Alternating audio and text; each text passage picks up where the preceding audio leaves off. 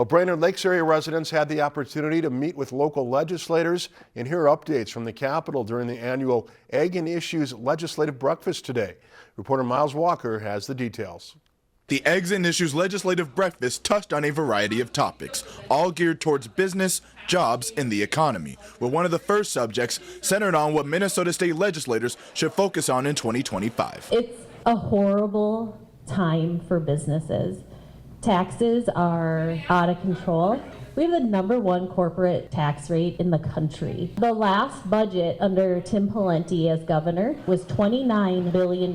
In 2023, our budget was $72 billion. The conversation then shifted towards bipartisanship and whether or not it should continue to have a place within our governing bodies. As far as bipartisanship goes, it's not really hit and miss, it's just miss. You have people across the aisle who I have a hard time calling them Democrats. They're actually pushing socialist ideas. They're going in a totally opposite direction that I am going. And another talking point was the new paid leave program currently slated for 2026, which would grant workers within the state 12 weeks of family leave and 12 weeks of medical leave per year. When you create a benefit, we're all human. People look at that and say, well, that's something I need to take advantage of. That's a part of what I'm compensated now. You may have to increase your payroll or your number of employees. To Krista's point, there's nobody beating down the door by significantly more, maybe 15 to 20% increase in actual folks needed to do the same job. And one of the final discussions regarded environmental permitting,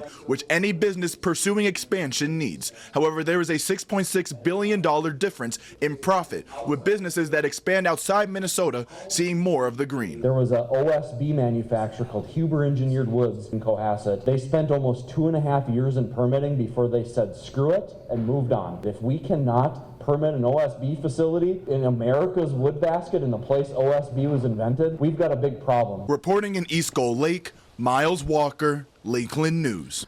Roughly 200 people were in attendance for that event this morning.